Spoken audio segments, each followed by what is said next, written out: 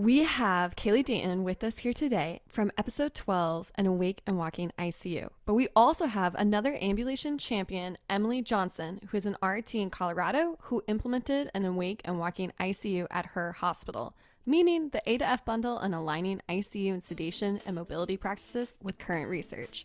You asked Barflies, we delivered. You wanted an RT perspective? Here it is. This is RT Sidebar. Stay tuned.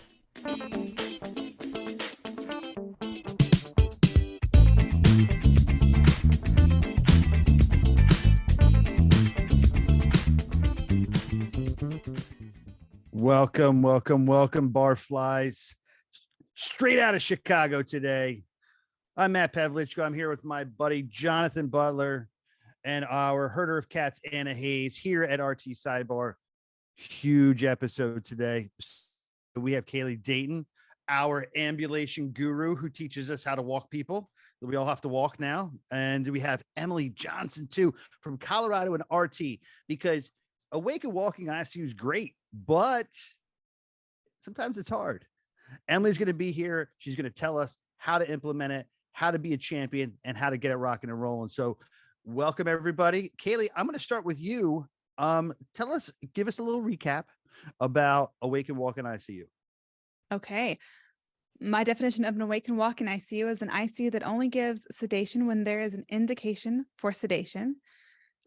Hopefully we all understand by now that mechanical ventilation is not an automatic indication for sedation. So an awake and walk in ICU understands the risks of sedation and immobility and only implements that intervention when it is absolutely unavoidable. And then if sedation is necessary, then we give the safest sedative at the lowest dose for the shortest duration possible. And patients are doing their highest level of mobility possible unless there's a contraindication to mobility. And this is all true mastery of the ABCDF bundle. I love that. One of the things that you said, probably our first podcast when we had Dr. Ely on, is said sedating patients is the easiest way to dehumanize someone. And I thought about that quite a bit. We sedate people and we think that's the right thing to do. Okay. But when we sedate them, we take away every bit of power and control that they have. And when we do that, that is like I started thinking about that. Like, imagine if I was on a ventilator, like how uncomfortable that would be. Maybe I even know what's kind of going on, or I'm having these crazy nightmares that you've described. And you're like, like, am I falling out of the sky? Is somebody chasing me? Is my loved one now my enemy? Like it's crazy stuff. But, there's the naysayers. And this is why we have Emily on today. There's the naysayers that say, but we don't want tubes flying out of people. We don't want falls. We don't want this, that there's more risk than there is reward. Okay, let's talk a little bit about that. And then we want to talk to Emily and see what her thoughts were, because I'm sure she had some apprehension when she got started. I would refer to the Peter Nidal study. I think it was in 2017, where they did a meta-analysis looking over 14,000 early immobility sessions.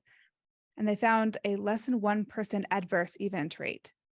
And those adverse events included unplanned extubation, cardiac arrhythmias, hypoxia, falls, things like that. I think it was a pretty broad thing. So any of those events could have counted, and yet there was still less than 1% adverse event rate. So we know that the risks are actually very minimal. We also know that the benefits are vast. We know that early mobility decreases time on the ventilator, time in the hospital, decreases the risk of re-intubation.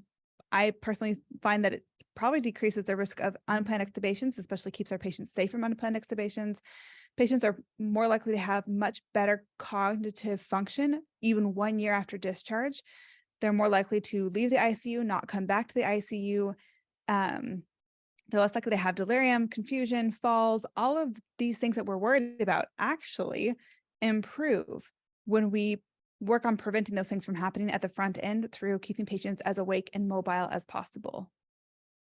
I like that because, when we're trying to decrease ventilator-associated events, such as ventilator-associated pneumonia, the ideal defense against the ventilator-associated pneumonia is to get them off as quickly as possible. And you can't do that if they're fully sedated and not breathing on their own. right? So the idea is to get them off as quickly as possible. So an unplanned extubation won't happen if they're not on the ventilator to begin with, right? So to get them off as quickly as possible. I really like that. And I'm sure as RTs, you guys are should be obsessed with ventilator-associated pneumonias. Oh, yeah. That's your baby, right? And so one study showed that for every daily increased level of mobility, there was a 40% decreased rate of VAPS. So this is the best way to prevent. So even if patients are on the ventilator for weeks, there's something about being upright, being able to cough, clear your own secretions, protect your airway. There's also some evidence that may show that propofol paralyzes the cilia in the trachea. So there are lots of reasons why our patients that are immobilized, supine, 30 degrees probably doesn't cut it. They're constantly aspirating and they can't protect their own airways. They can't clear their secretions because they're sedated. We can flip that for most patients when we keep them awake and mobile.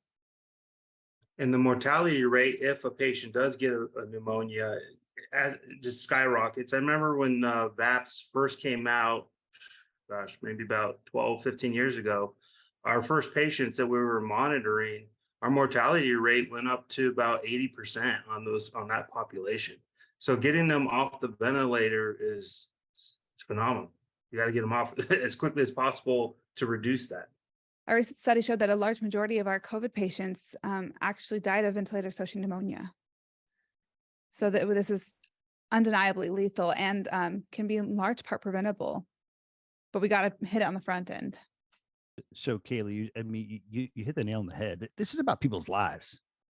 Like this is not about, a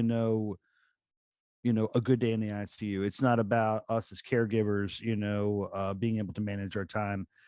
I want to go to Emily. And this is the reason why, is that, it's weird because everybody's like, hey, I have an excuse not to do it. Emily, what was your excuse to do it? Like, when was your aha moment? When did you go, you know what, I care about patients? And like, when did that happen to you? What was that magical moment where you're like, this is my purpose now? Yeah. Kind of like what you guys were all saying.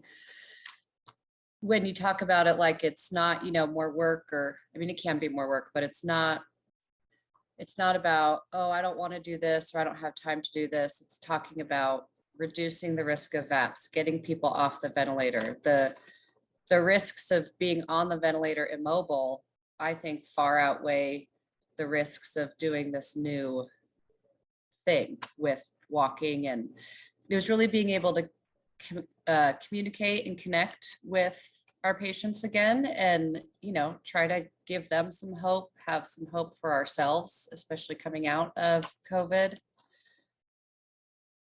That's when I was like, this is worth all the work. So you said the magic word to me is hope. Mm-hmm. Hope was something that was really lost in respiratory therapy for a long time. It was. We had 3 years of hopelessness. How, when you're walking a patient, you're ambulating a patient, you're not sedating a patient, how does that touch you here in your heart? How does that make you feel? It's emotional. It's hard. Mm-hmm.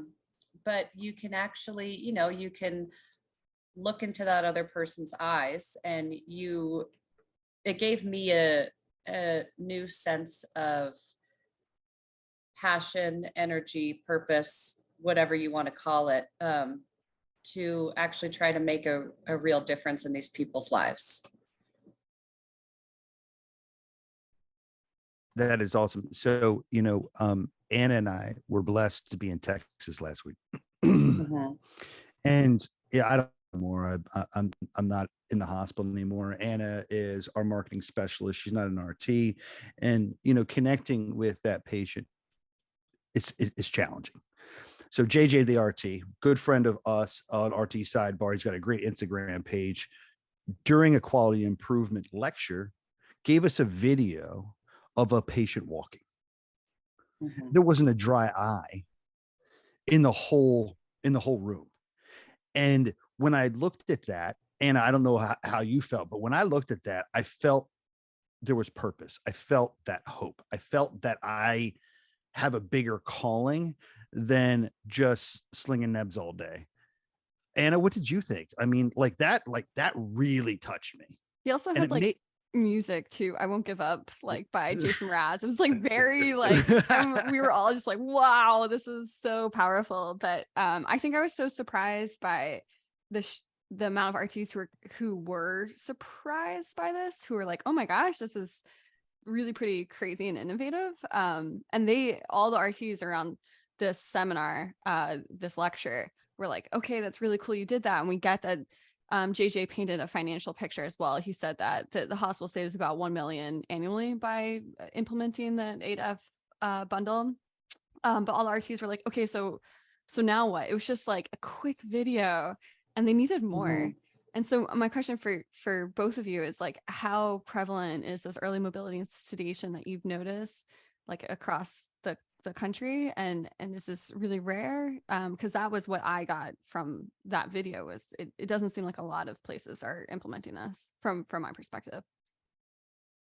Yeah, I mean, I can say when we found out that we got the grant for early mobility and that Kali and the team were coming to train us, I mean, it was very kind of surprising and new to me as well.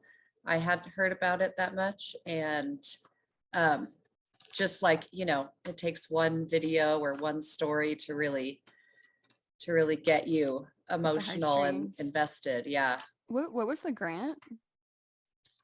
It was from Early Mobility, I believe, or it was, I have to ask, but our director of patient safety, I believe, got it for our hospital to have them come and start this new initiative. Yeah, it was under the umbrella of safe patient handling. Mm-hmm. And so they employed Margaret Arnold, who's a physical therapist who does a lot of consulting throughout different parts of acute care, even rehabilitation, to come and teach the team how to mobilize their patients. So she brought me in to bring in the ICU element. And so I took it from, we're talking about mobility, but we got to talk about sedation. We got to talk about delirium. We have to bring in all the pieces. Because I think that's one of the overwhelming parts is when we talk about early mobility, I think we're imagining patients being sedated for prolonged periods of time and then trying to get them up. And that's a lot of work. It can be dangerous. It's laborious. It takes a lot of people. That's where our teams get really overwhelmed. So coming and saying, let's rewind, let's look at what's actually happening during sedation. Let's question whether or not it's necessary. What if we got them up right away, unless there's a contraindication, and prevent a lot of that atrophy? What's that going to be like then? But Emily, I want to ask Emily, when you first heard me talking about that with your team, what was your initial response? And you can be honest, that's okay. You won't hurt my feelings. I mean, I was excited. So we were asked to, does anyone want to champion this? And I was excited to hear about it. And then, yeah, I think we were all a little like, a little shocked, a little, okay, what you're saying makes sense, but how do we actually do it? I think we were all kind of waiting. Okay, well, let's see how it really works. Does it really work?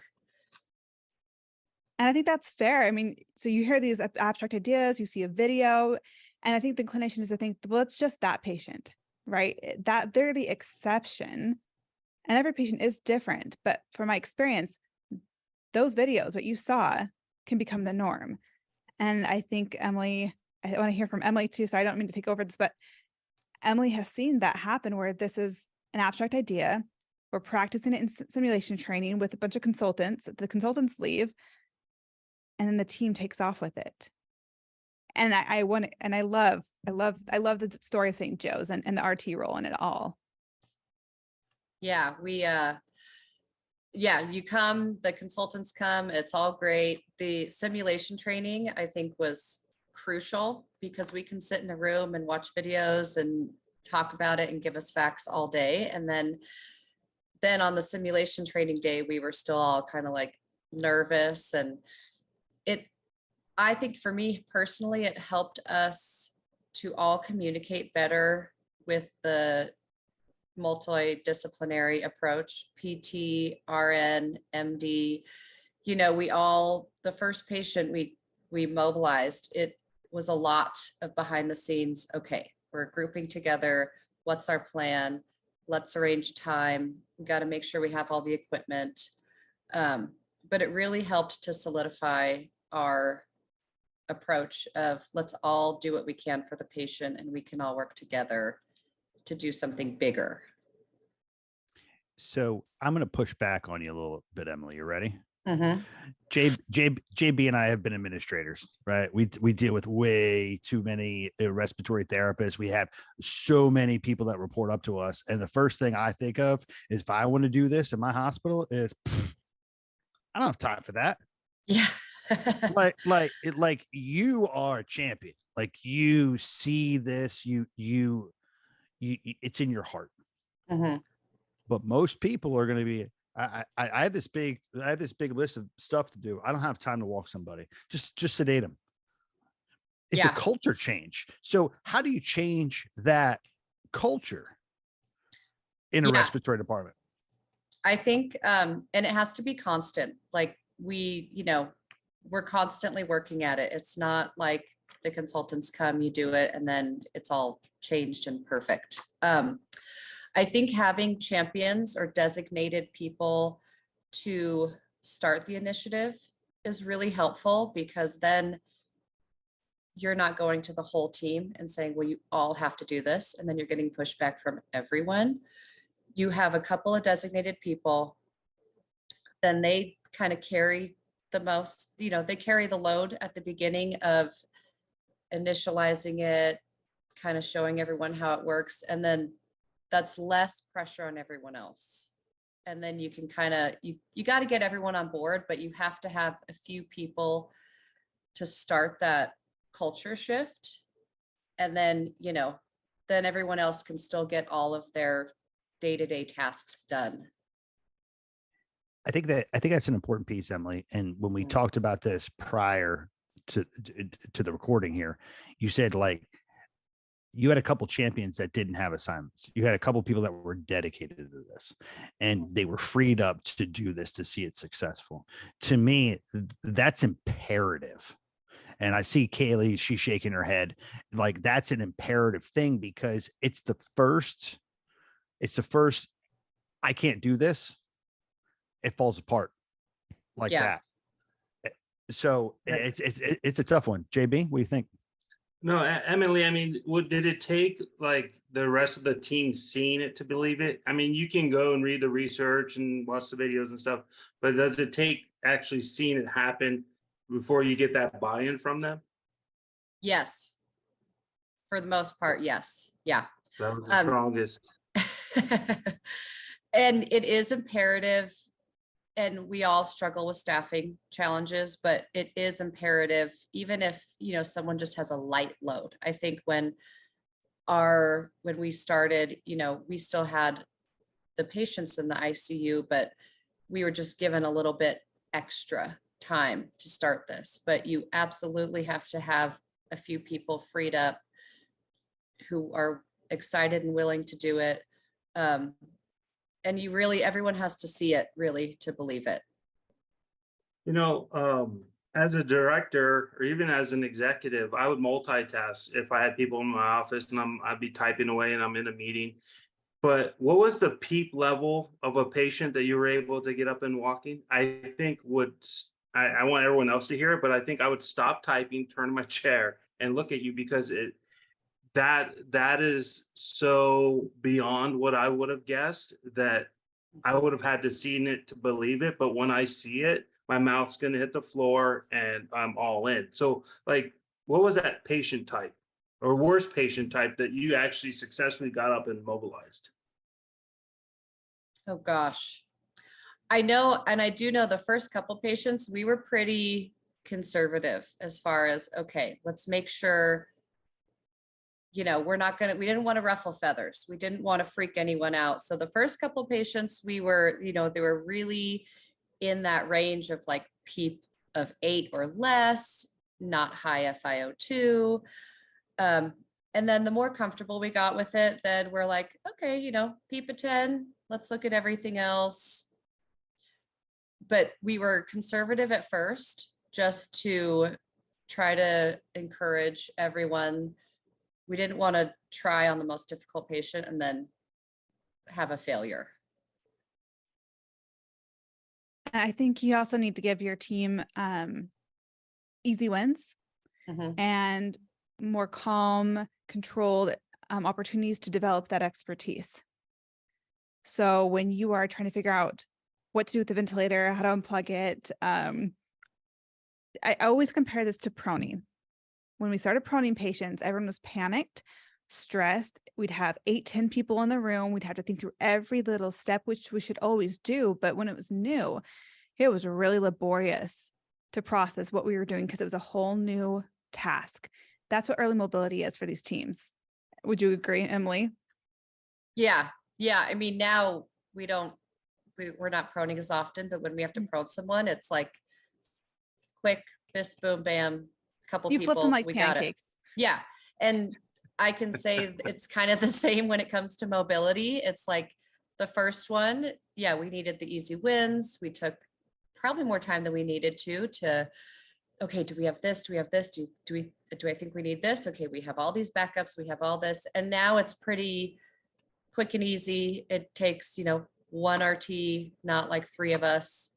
And we're also more confident and more competent of assessing the whole patient and, well, their PEEP's higher, but let's get them moving anyway. How often do you see ventilator settings decrease after mobilizing patients on higher PEEP or higher settings? I mean, I see a huge increase in like compliance and the amount of secretions that we're able to get out. It's amazing. And then, then you can like come down on your FiO2, maybe come down on your PEEP. So can I just say from a nursing perspective, I don't think I really always appreciated that. And that's something I wish RTs would really educate nurses about. I think during COVID, when we had a lot of new clinicians come in and we were so afraid and there was so much going on, we had legitimately sick lungs. But I was hearing this concern of, well, they're coughing. Well, what if they cough? And rather, in the Awake and Walking ICU, when we get them up, they cough. They're clearing secretions. They're being stimulated. And we celebrate that. And we suction them and we give them a minute to clear out before we get up. Yes. So I think if RTs were to say to the RN, it's okay, this is great. I'm the lung expert. Let me tell you, this is what I want. We're succeeding here. Don't panic. Don't resedate them because they're coughing and doing some pulmonary toileting. So I really want RTs to take stewardship of that and help bring the team to the same page on that. So Kaylee, let's not gloss over this one. This one's a big deal, right? So we as respiratory therapists, Emily, Jonathan, I see Heather's on, we got Alicia, don't do incentive spirometry, right? Because it says spirometry is a waste of time. Get them up and walk, right? Ambulation is the greatest pulmonary toilet ever, but we're not ambulating those that need pulmonary toilet the most. Like that's what I think. Like if they're coughing and secretions are coming out, that's the right thing to happen. If you keep going down in suction, you get nothing. That means something's wrong here. How often did you see endotracheal tubes clot during COVID? How often did endotracheal tubes clot during COVID? Constantly, right? And I saw that in a few patients because they had been prone and paralyzed. They'd gotten to that point of ARDS, but most patients did not have that at all. But I was hearing from all these other units that it was a constant problem. Well, I think my patients were just clearing their lungs out. Yeah. JB? I think when we go back to our normal day lives, if we have kids or family members and they're coughing, we want to do something to have them stop coughing because it doesn't look comfortable or not. And then we carry that into the hospital and think like, oh my gosh, my patient's coughing. I need to do something to stop them from coughing.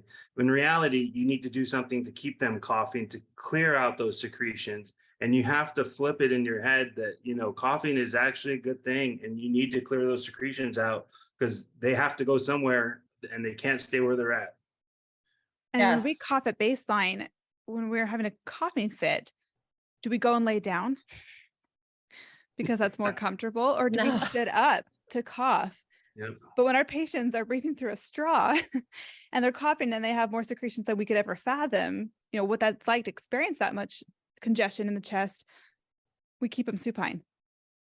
And we expect them not to be panicked. If they get panicked, we just sedate them so then they especially can't clear those secretions.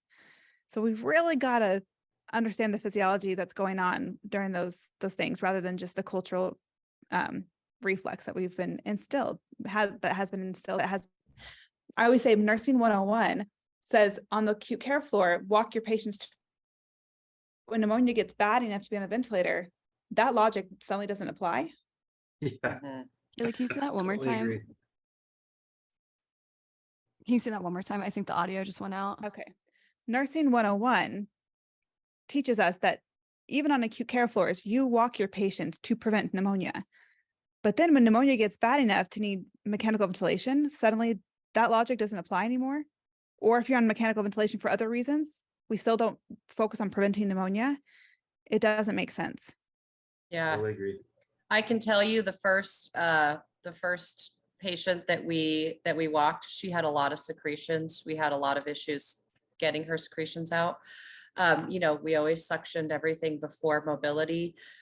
The amount that we would get after or like during, it was huge. Like we would suction before, you know, we'd get small amount, or, you know, they're real thick, they're hard to get out. And then as soon as she sat up, started moving, coughing on her own, it was like, well, you're doing the work. Like, that's what I needed. So, you know, this is a multidisciplinary approach, right? So, Sarah, I don't know if you'd like to come off mute. Sarah, a barfly, looks from the Chicagoland area. If you'd like to come off mute and ask your question, that would be awesome, because it's a Sure. great question. Yeah, I'm Sarah Vazalik. I'm the Education and Quality Coordinator at Frederick Hospital in Milwaukee. I was just curious to see if you had any examples or templates of interprofessional like checklists that you use for ambulating mechanical ventilated patients, or anybody even on like NIV and high flow.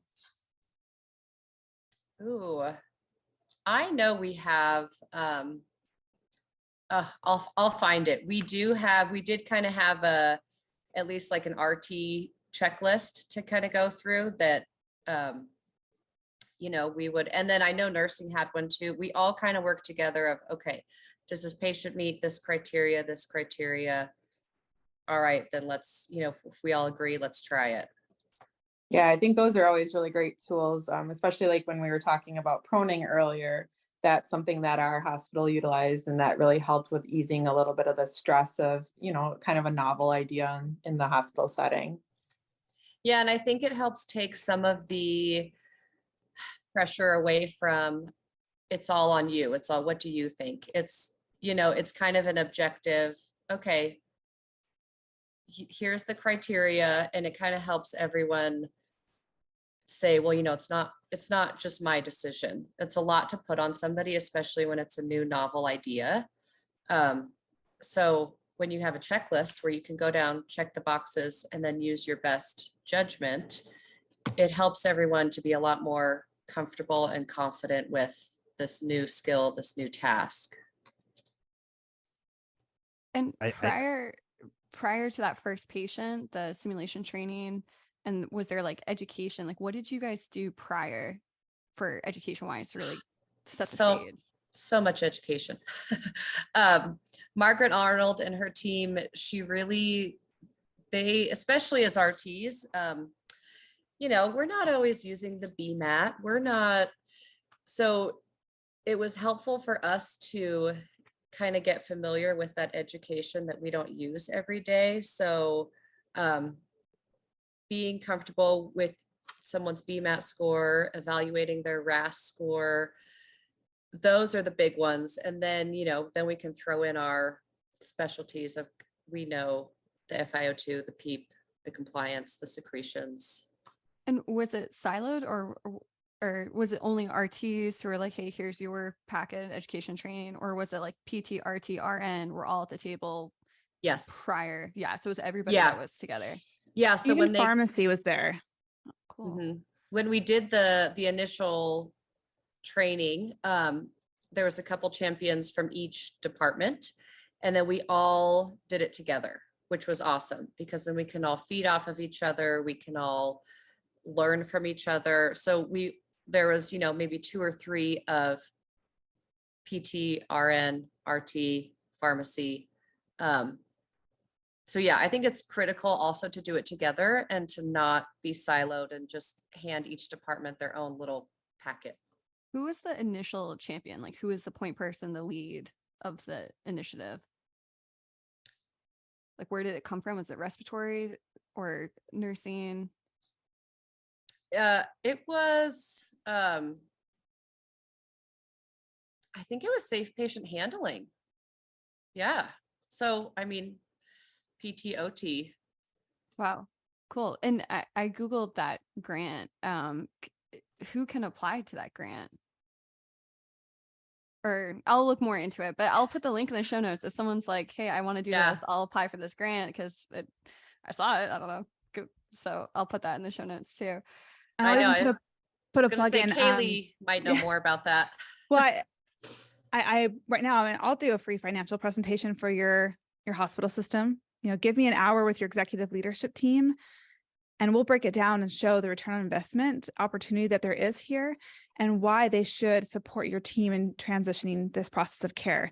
So I've had teams be able to get an extra ICU liberation nurse to come in on shift. I mean, from like, I think it was 9 a.m. till 9 p.m. to help carry this process, this transition over. I mean, we've had extra RT, extra RN come in while they're there for some simulation training. I mean, I've seen teams really suddenly have a lot of support, extra staff that they probably couldn't have won without working on this project and having an extra reason.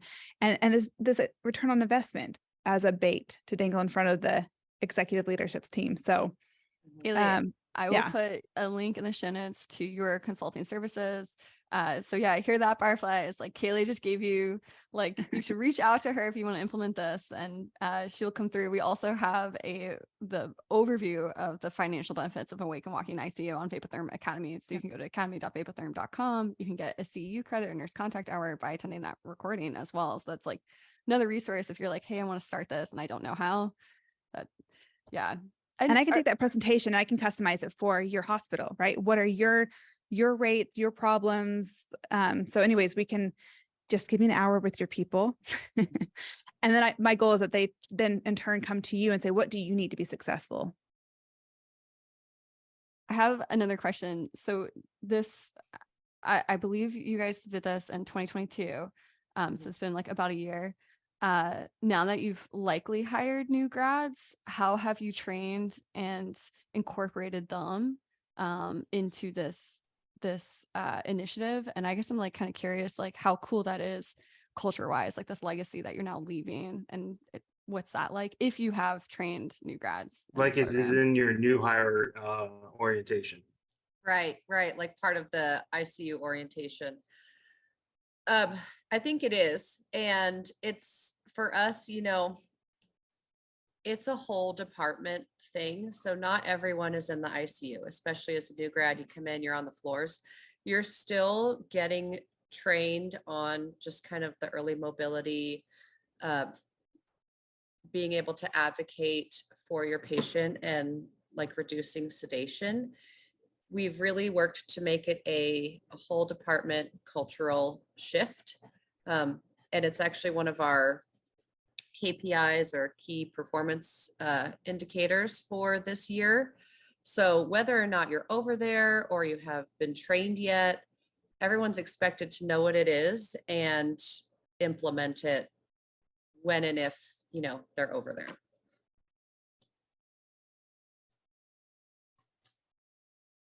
I think that is an example of the culture, right?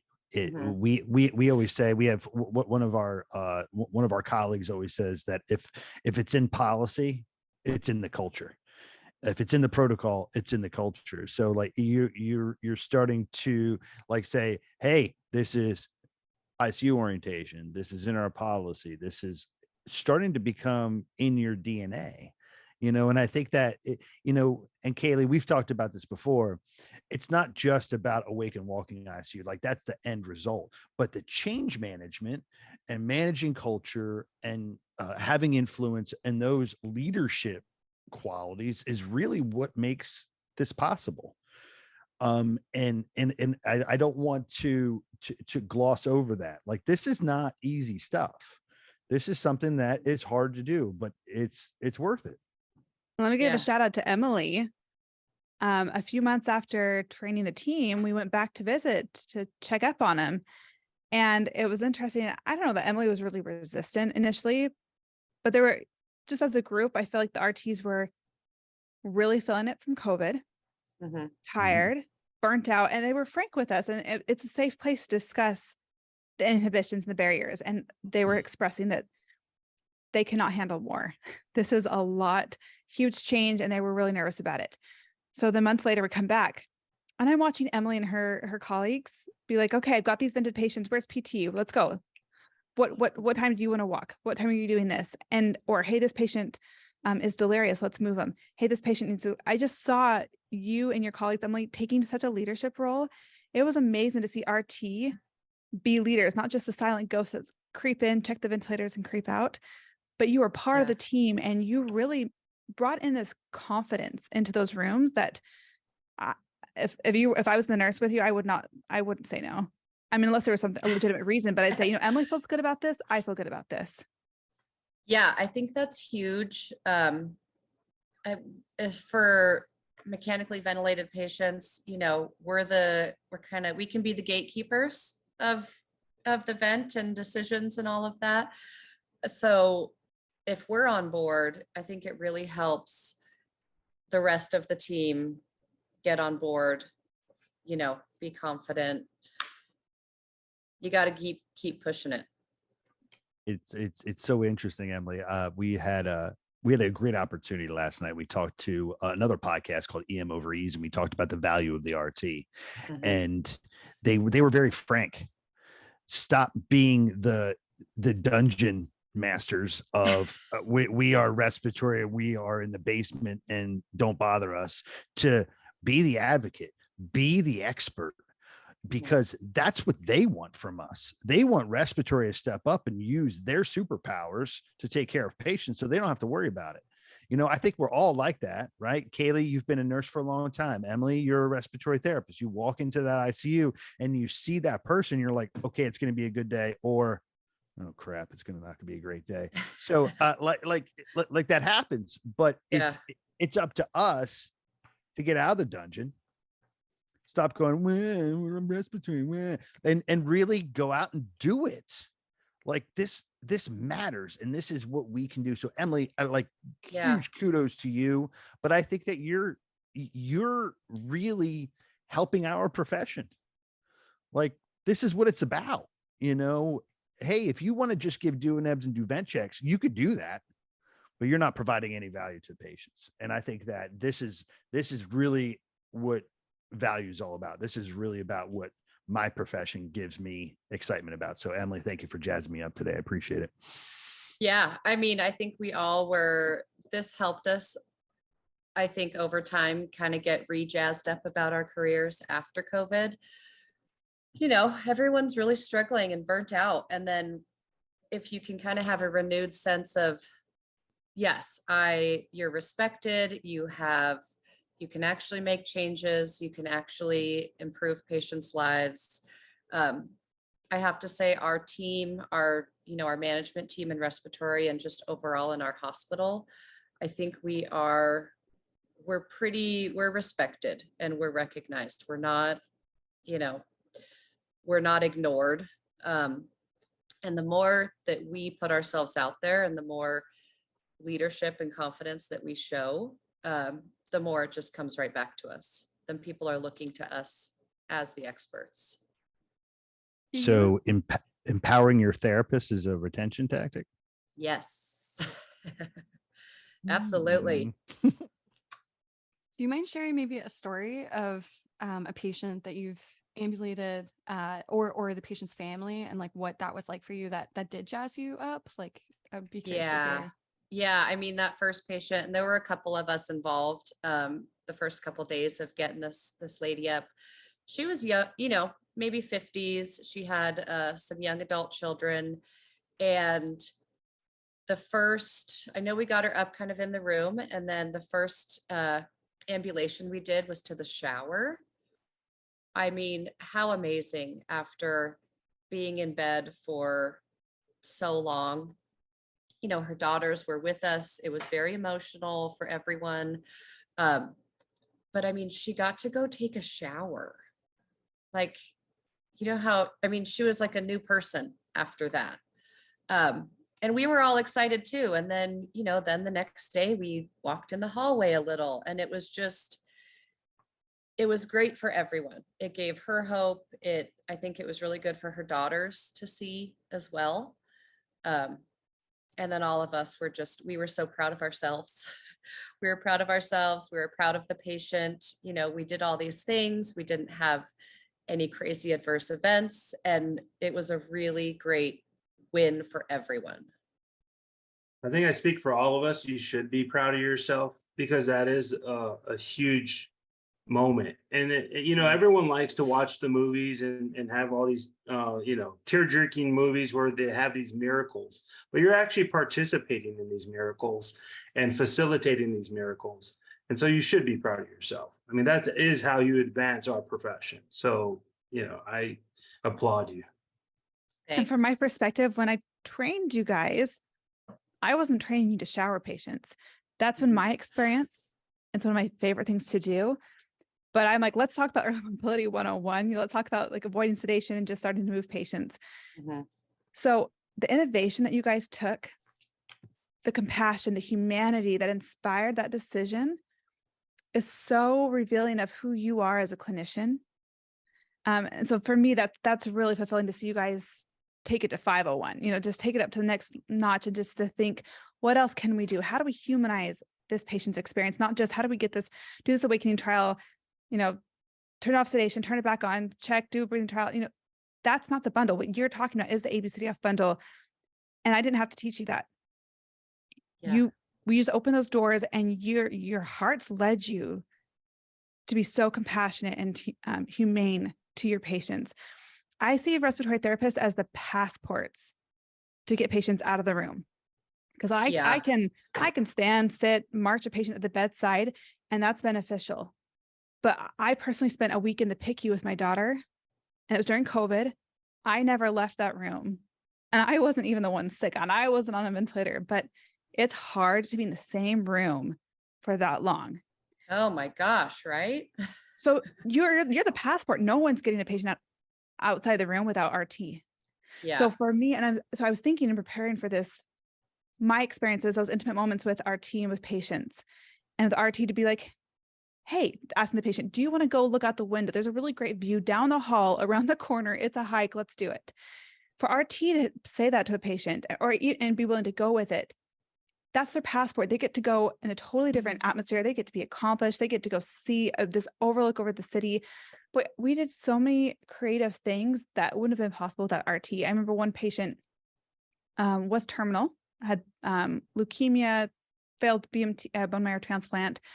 And it was the end. But she'd always wanted to go to Hawaii. So they took her outside, stuck her feet into a pool full of sand, put all the flowers all around her. It made this whole, they did this whole luau for her outside while she was on the ventilator on pretty high settings as a last goodbye, because RT was in it. They knew their why, and they were willing to make it happen. We've done final extubations on the helicopter pad because RT respected that moment, loved that patient. So you guys are the linchpin in humanizing the ICU. There's no way patients are getting out and being themselves without the buy-in and expertise of RT. Yeah. And that story that you just told, I'm like, lately, even patients who can't get up and walk, we've taken a few trach patients out to the balcony, and then PT comes with us. They do what they can with the patient, but even taking them out in a wheelchair to the balcony, they're sitting upright. Yeah, that's what it's all about for me. That's what gives me that vigor of, okay, this is what we're here for.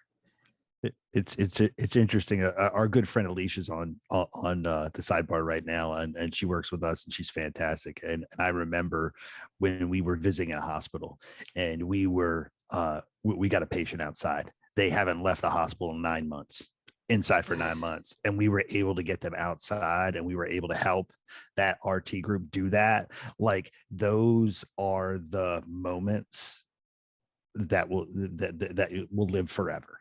The vent checks you run in, or the do and ebs that you give that are completely useless, you're never going to remember those. You're going to remember that person when they were smiling like this. As Yeah. Alicia just said, the patient said it was the best day of their life. Like, that little moment, which is not that hard to do, change someone's life. Like, that's hugely powerful. Yeah. I mean, for me, that helps. You get burnt out just day in, day out, running around, giving nebs, giving inhalers, flutter valves, whatever. That day we took the patients out to the balcony, we were all smiles out there. And we were all like, God, I think we all needed this. And we were kind of joking with the patient. We're like, thank you. Like, we all needed to come outside, and we all went back inside energized, like, okay, what does the rest of the day have for us? Hey, Kaylee and Emily, or actually, I'm sorry, all of you. Have you ever considered keeping a like patient log, like a journal? I know Dr. Ely keeps a journal about his like patient experiences and patient stories, and it helps him with like reflection. I just started like running again. I've been keeping a running journal, and it's nice to like look back at and be like, oh, I did this day, or like to also see, in running, like it's not a really linear graph. And so I'm kind of coming back, like, here's a tough day. This was a tough run. And feel like that would be really, really cool to look at, like, because you're telling these awesome stories, but like, I think there's more to it. And so anyways, wondering about that. And then Kaylee, this other question, like after you implemented at St. Joe's, like what would you do differently that you're now taking into other hospitals? Like, what did you learn from that experience? And that's where that question of like, would you consider maybe this a reflective before and after exercise as part of it? Like, I think that element of the burnout, anyway, it's just kind of brainstorming here. But yeah, curious if you guys ever do that. I haven't done that, but now I'm going to start. And also change and progress isn't linear. So you have the big wins, and then, sometimes we go through phases where it's like, we don't have anyone that we can do this with, like they're too sick, or, so it's up and down. And if you have that reflection, it's always going to it can always come back up again. So I think that would be really helpful to kind of keep the momentum. The huge quote right there. Change is not linear. It has its ups and downs. You hope that the trend line is moving up. Yeah. But it's not. Like, you're going to have good and bad days, and that's okay. That is okay. So that's a great quote. Telling the team that, it's not every patient's going to be easy. Not every ambulation is going to maybe go well, or, it can be disappointing for us and the patient if we want to do more and we just can't. But that doesn't mean you quit trying. You just keep doing what you can and just keep trying to do a little bit more each day. And it doesn't mean as a former runner, I agree with that. I would always tell myself, especially on those hard days, that the only time I fail is if I stop, right? Yes. And so the same applies here. As long as you continue to go and move and get these patients up and creating these miracles, you're succeeding. It's when you stop is the only time you're ever going to fail. And I've seen that, we were talking about patient capacity day to day. If they can't do what they were wanting to do, it's not a failure, right? I also see when we're tracking the amount of progress that they're making, they're able to walk 25 feet, 50 feet, 75 feet, 105 feet, and 100 feet. But then now they're back to walking 25 feet. As a nurse practitioner, when I hear that, that's a red flag. Something's changed, something's going on. So it's not a failure. It's part of our diagnostics. It's part of our assessment. We can catch things sooner. Something their cardiopulmonary capacity changed, or something is going on that we wouldn't necessarily catch if they were sedated and immobilized. So even when they fail that round of mobility, it's not a failure. And I think St. Joe's does a really good job of doing interdisciplinary collaboration and revisiting, remonitoring. The champions meet together and they discuss how things are going, what their barriers are. And I think that's part of their keys to success. What do you think, Emily? Yeah, I think that's a huge key to success, because we all have so much we can teach each other. I have learned a lot about PT and OT that, I didn't really know before. I didn't think was necessarily important to me, which totally is. So we can all learn from each other, and it is key for everyone to work together, especially at the beginning, to give everyone the confidence of, okay, well, now I'm not afraid to maybe put this patient up in the tilt bed, and I don't need RT to be like right here, or, I know how to work the bed. I don't have to make everyone stop what they're doing to come in here to do it with me. And I think there are different ways to track progress too. There's obviously data collection, which your system has been really good at. Nancy McGee with Safe Patient Handling created this whole dashboard that made it really effective to be able to monitor your progress. So we could see changes in delirium rates, mobility events, time in the ICU, time on the ventilator, things like that. I also encourage teams to really document their victories. So the first time you sit a patient up on a ventilator, try to get authorization from the family and or the patient. Patients that are awake and free of delirium can sign their own authorization form. Take their picture, share it with your team, make a celebration out of it, no matter how small it is. That is a step, and that's a victory. And that spreads the enthusiasm, it spreads the word. They start realizing this is safe, feasible, and happening on our unit, and they want to be part of it. So document those events along the way. Figure out where your authorization forms are for your hospital. Have them ready. When you have those moments, have the patient or whoever sign it, take a picture, and celebrate. And so keep your own log as a unit to say, remember when it's such a big deal to have a patient sitting up at the side of the bed, and now we're walking them in the halls. Emily, your team just watched someone on ECMO yesterday. Maybe you've been doing that. No, your jaw's dropping. I wasn't there. I know. Oh, I just got that man. text from Nancy, right? Saying they just walked a patient on ECMO yesterday, right? That wasn't even on the radar starting out. So log your successes as you go, make a collage, pictures, with the proper authorization. Yeah. But I think, and I found that patients want to support this movement. They want to be celebrated. They want to know that they're a big deal. They want to be famous. So some, don't want these memories recorded, but if they're okay with that, then use that to keep a record of your journey. And Anna, you asked, what would I do differently? I really feel like it's important to have each member of the team understand the why and have the tools for the how. So St. Joe's was, our first time that Margaret and I had worked together, and we had really strong champions with great leadership that were able to carry this forward. I've worked with other teams now where I do webinars with each member of the team, all the disciplines, everyone together. So everyone understands what we're working towards. They understand delirium. They understand why we're mobilizing patients. Then we go on site and do simulation training and jump into rounds and get our hands dirty, right?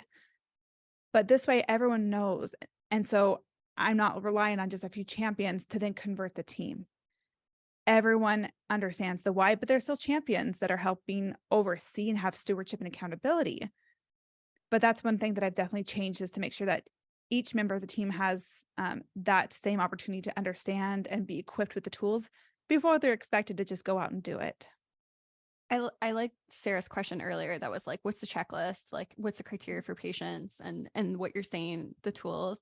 I do want to share my screen because Kali, you presented this slide from a patient before. And do you want to actually talk about this? Because when the way you're saying like celebrate it and record it, I thought maybe you would like to mention this patient, and this image has always stuck with me, and I'm gonna link this image in the show notes so you can click it. But I think it's worth a minute here to address. I worked at this Awake and Walking ICU for 7 years, and most of the time I didn't realize how special it was. I just knew that I loved it, but I thought it's just because I loved medicine. I loved people. And so about year 7, I started the podcast. I was having discussions online. COVID was happening, and there was a lot of disbelief and a lot of questions and statements saying I would want to be sedated. You just knocked me out. And then I realized I wasn't asking my patients what they wanted. So I started asking them, would you rather be sedated right now? And I asked beyond dozens, and no one said yes. And most of them said why. And this is one patient that had been on the ventilator for a few days. And the nurse came to me and reported that she was anxious, which was new for her.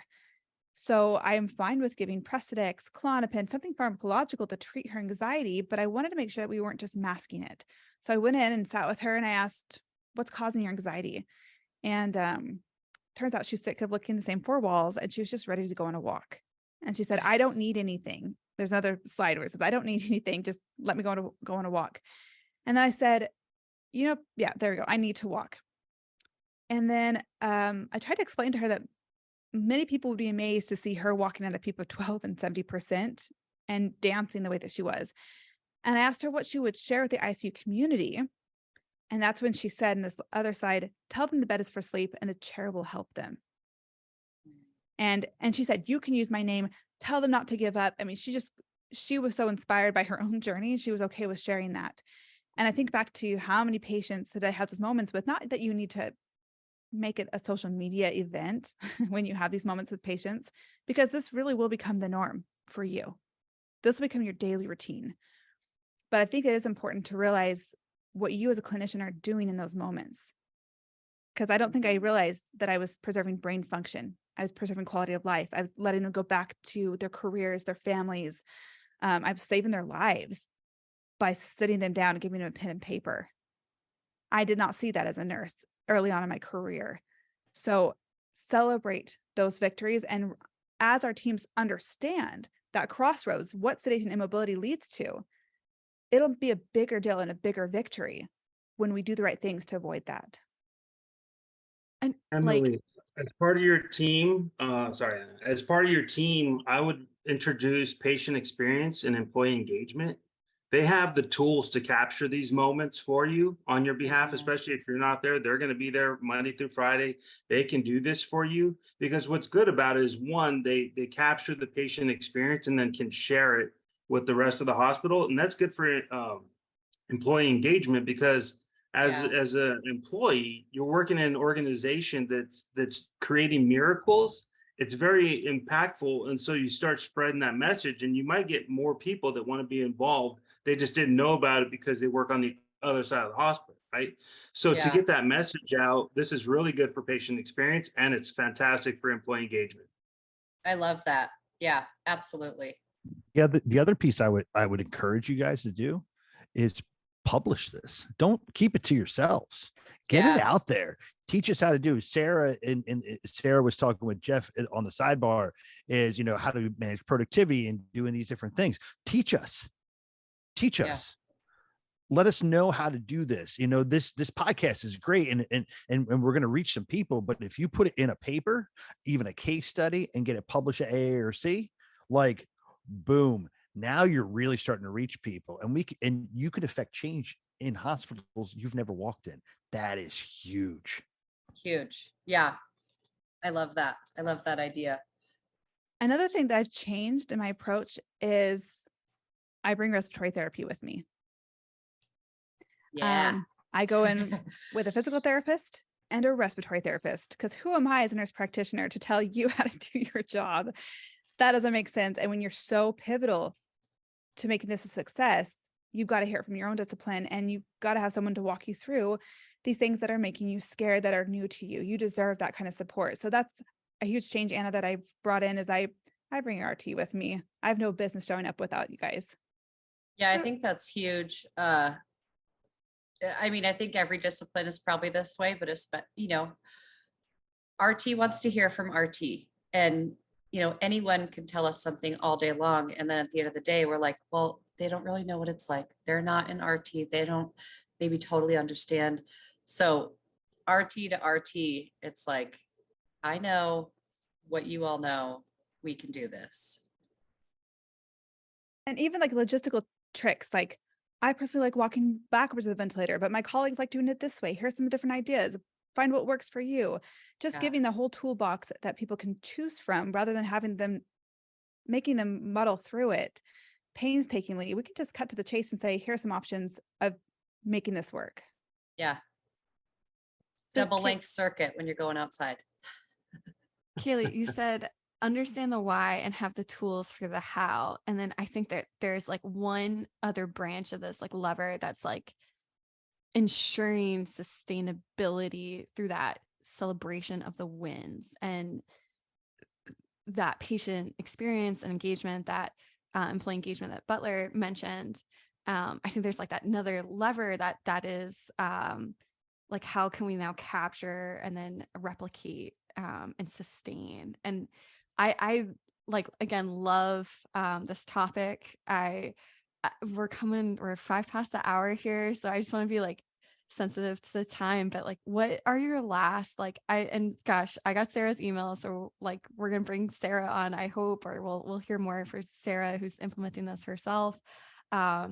What's your biggest takeaway? I have so many notes here that I personally have learned, but what are some takeaways that the group has had? Butler, I'll start with you.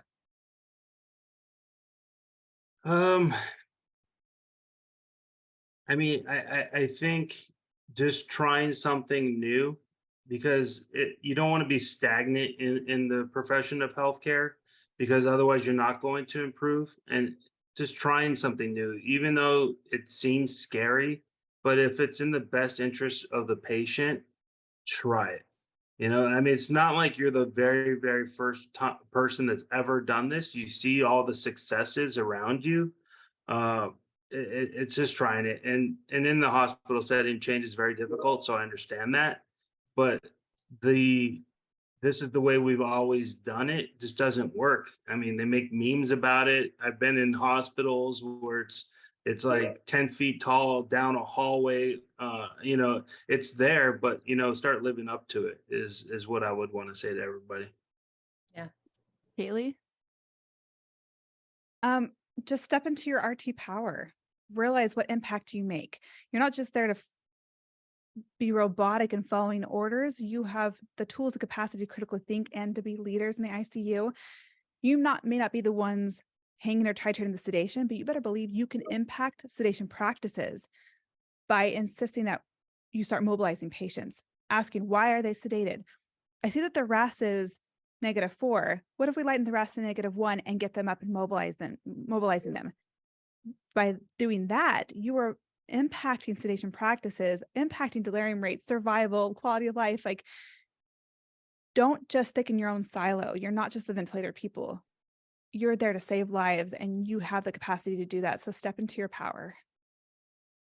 All right, Matt. I'm really for me, the takeaway is this is why we have our podcast. I'll be honest. This is about leadership, and it doesn't matter what your title is. Jonathan and I have been directors. We've been doing this for a long time. Emily's a leader here. Let's create more leaders. And that's what it's all about. So my biggest takeaway is, Emily, thank you for all that you're doing. Thank you for teaching us, and let's keep teaching more people and empower those leaders. So that's my thoughts. All right. And Emily. Yes. Thank you guys so much. I love this podcast, by the way. I'd say my biggest takeaway is, I think RTs are always asking for more respect. We always, we think we don't get enough respect. We don't get enough recognition. Be that person. Like Kaylee said, step into your power, and, change is hard. Change is inevitable. Do the things. And it's not just about clocking in and clocking out. You have the knowledge, you have the power, and, you can really change people's lives. And it personally has changed my own life. So It's a win-win. Wow. And I learned caffeine is good. And I love, and I love RT is the passport, like, Yeah. which is exactly what you're all saying, like step into that power, like earn that respect, like, and here's a way to do so. This is such an awesome podcast. I do want to highlight real quick. We have this podcast similarly, right, as a webinar, a roundtable discussion that's going to be August 3rd. So August 3rd, it's one CEU and one nurse contact hour. If you attend that live podcast, webinar. Sorry, that's the webinar. It's kind of like a funnel. So we're gonna have Kali Dayton, we're gonna have Mario, Dr. Wes Ely, who was the author of Every Deep Drawn Breath. That's episode 8. And then Heidi Engel. So now we have PT, MD, RN, and RT as a webinar, and Matt is moderating that. And so like, if you're like, hey, like, again, how do I start? Invite your PT, MD, RN, RTs to the table, go see this live webinar together, and then talk about it afterwards. Like, huge plug. We're going to keep doing these things. Again, Kali, awesome resource. We're going to have her show in the show notes. We're going to have a link to her podcast.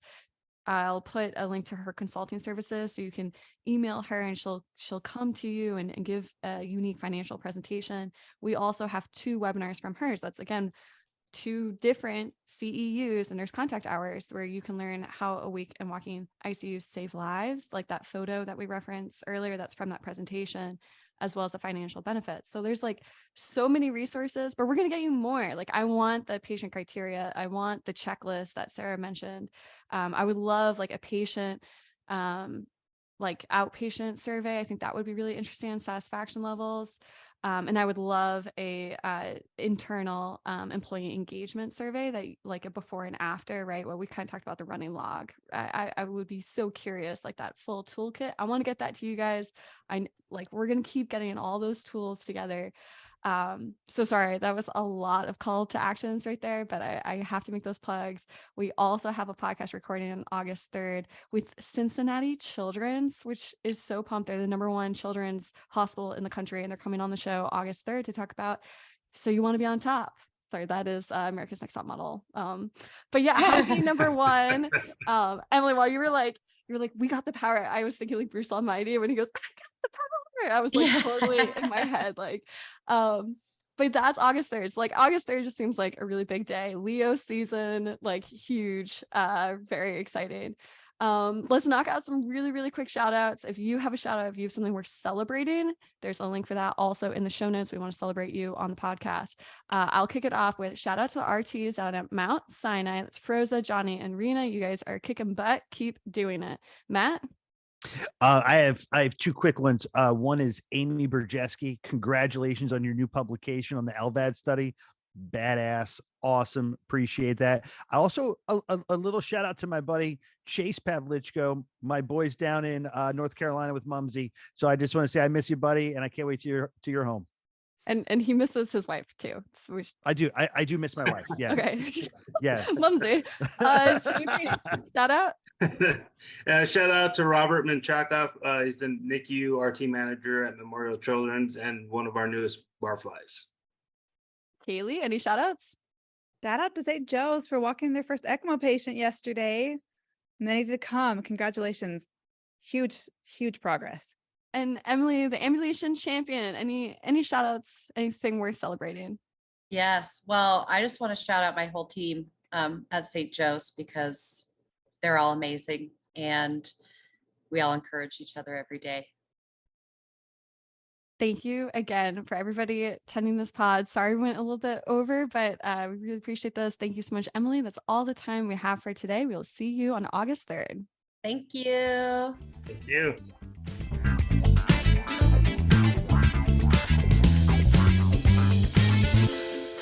Vapotherm does not practice medicine or provide medical services or advice. Any clinical recommendations provided herein are solely those of the speaker. Practitioners should refer to the full indications for use and operating instructions of any products referenced before use. The team behind the sidebar are employees of Vapotherm, and our guest is not compensated.